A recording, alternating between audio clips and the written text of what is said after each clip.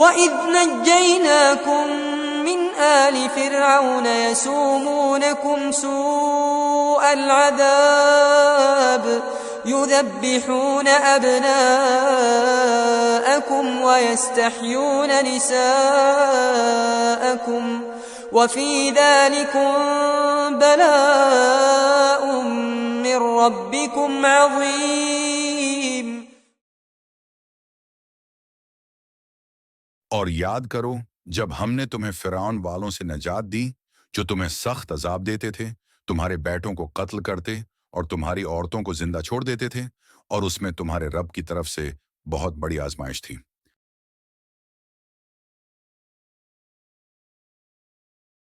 یہ آیت بنی اسرائیل کی اس آزمائش اور نجات کی یاد دہانی کراتی ہے جب اللہ تعالیٰ نے انہیں فرعون کے ظلم سے نجات دی تھی۔ فرعون نے بنی اسرائیل پر ظلم و ستم کی انتہا کر دی تھی۔ وہ ان کے بیٹوں کو قتل کرتا اور عورتوں کو زندہ چھوڑ دیتا تاکہ وہ غلامی میں رہیں اور کمزور ہو جائیں۔ اللہ تعالیٰ نے حضرت موسیٰ علیہ السلام کے ذریعے بنی اسرائیل کو اس ظالم فرعون کے چنگل سے نجات دلائی اور انہیں آزادی عطا کی۔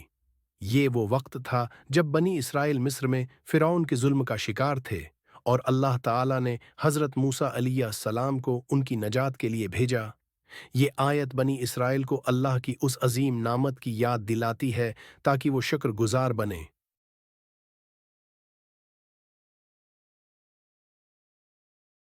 اس آیت میں اللہ تعالیٰ بنی اسرائیل کو یاد دلا رہا ہے کہ کس طرح اس نے انہیں فرعون کی قوم کے ظلم سے نجات دی تھی۔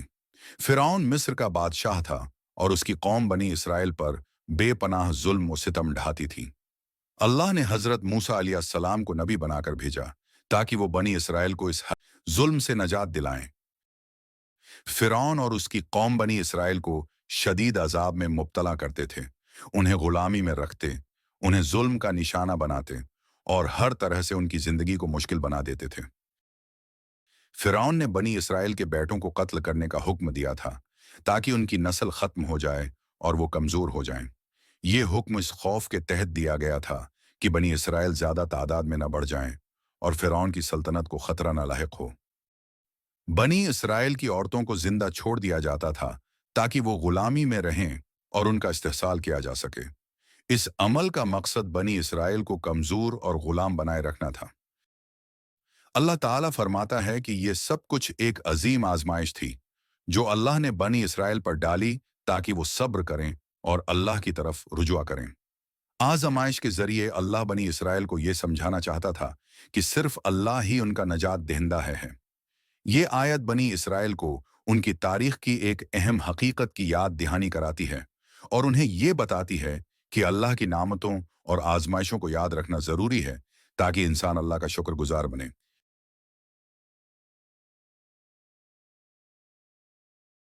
اللہ کی نجات کی قوت۔ یہ آیت ہمیں بتاتی ہے کہ اللہ ہی حقیقی نجات دہندہ ہے۔ جب بنی اسرائیل پر ظلم و ستم کی انتہا ہو گئی تھی، تب اللہ نے حضرت موسیٰ علیہ السلام کو بھیج کر انہیں فرعون کے چنگل سے نجات دی۔ آزمائش اور صبر۔ اللہ کی طرف سے آنے والی آزمائشوں میں صبر کرنا اور اس پر اللہ کی مدد طلب کرنا ایک اہم سبق ہے۔ بنی اسرائیل کو فرعون کی طرف سے شدید ظلم کا سامنا تھا، لیکن اللہ نے انہیں اس آزمائش سے نکالا۔ ظلم کا انجام۔ یہ آیت ہمیں یہ بھی بتاتی ہے کہ ظالم کا انجام ہمیشہ برا ہوتا ہے۔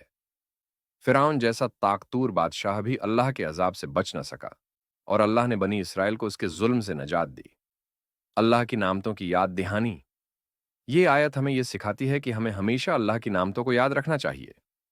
بنی اسرائیل کو اللہ کی طرف سے عظیم نجات ملی، اور انہیں یہ یاد دلایا جا رہا ہے تاکہ وہ شکر گزار بنے۔ اللہ کی رحمت۔ اللہ کی رحمت اور مدد ہر آزمائش کے بعد آتی ہے، بشرطے کا ہم صبر اور استقامت سے کام لیں۔ بنی اسرائیل کے لیے یہ ایک عظیم سبق تھا کہ اللہ ہی ان کا حقیقی محافظ اور نجات دہندہ ہے۔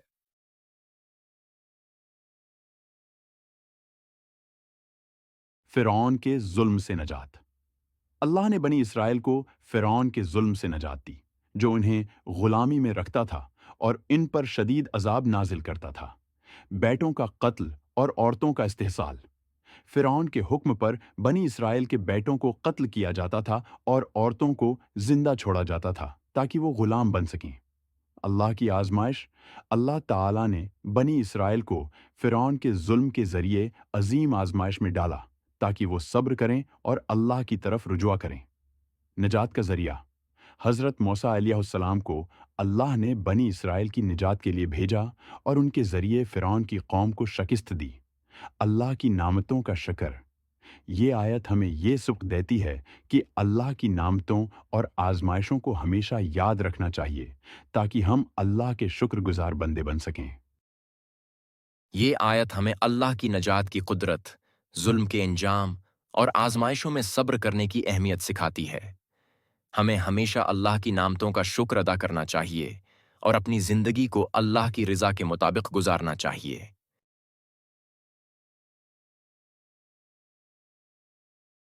غلامی سے آزادی کی مثال، جیسے ایک قوم کو کسی ظالم حکومت کے ماتحت غلام بنا دیا جاتا ہے اور وہ روزانہ ظلم، تشدد اور سخت مشقت برداشت کرتی ہے، لیکن اللہ کی مدد سے ایک دن انہیں آزادی مل جاتی ہے۔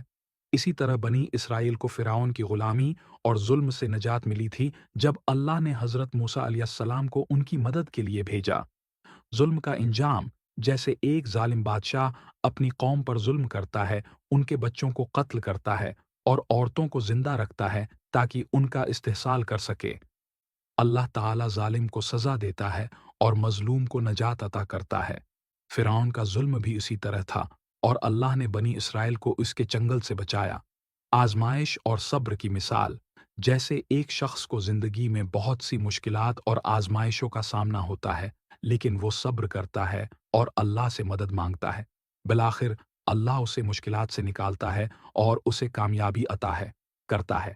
بنی اسرائیل کے لیے فرعون کا ظلم ایک عظیم آزمائش تھی جس پر انہوں نے صبر کیا اور اللہ نے انہیں نجات عطا کی۔ جنگ میں فتح، جیسے ایک قوم پر کسی طاقتور دشمن نے حملہ کر کے اسے غلام بنا لیا ہو، لیکن ایک دن اللہ کی مدد سے وہ قوم اپنے دشمن کو شکست دے کر آزاد ہو جاتی ہے۔ بنی اسرائیل کے ساتھ بھی ایسا ہی ہوا جب اللہ نے حضرت موسیٰ علیہ السلام کے ذریعے انہیں فرعون کے ظلم سے نجات دی۔ استبداد اور عدل کی مثال، جیسے ایک ظالم حکمران اپنی رعایا پر ظلم کرتا ہے اور ان کی جان و مال کے ساتھ کھیلتا ہے، لیکن اللہ کی عدل سے وہ حکمران تباہ ہو جاتا ہے اور مظلوموں کو انصاف ملتا ہے۔ فرعون کی حکومت بھی اسی طرح ظلم پر مبنی تھی اور اللہ کے عدل نے اسے نیست و نابود کر دیا۔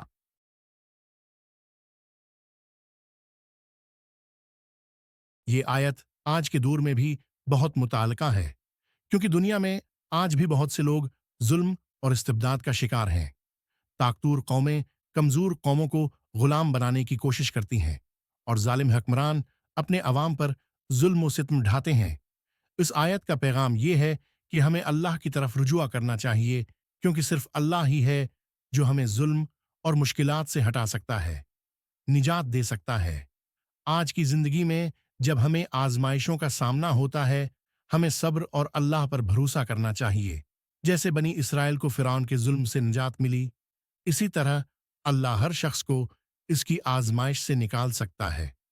اس آیت میں ہمیں یہ سبق دیا گیا ہے کہ اگر ہم صبر کریں اور اللہ سے مدد مانگیں تو اللہ ضرور ہمیں مشکلات سے نجات دے گا۔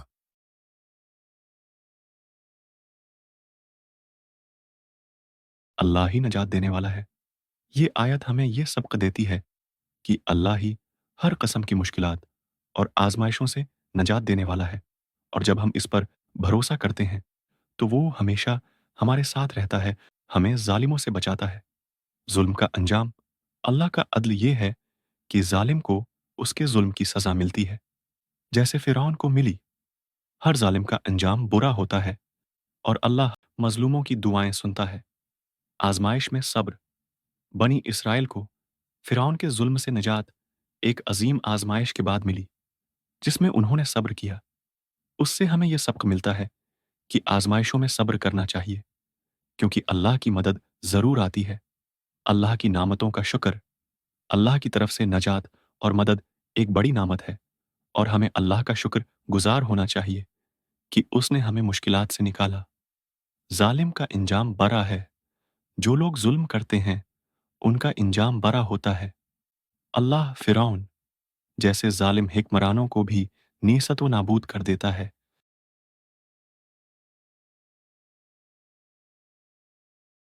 या अल्लाह, हमें हर कसम के जुल्म उस सितम से महफूज रख और हमें अपनी पनाह में ले ले।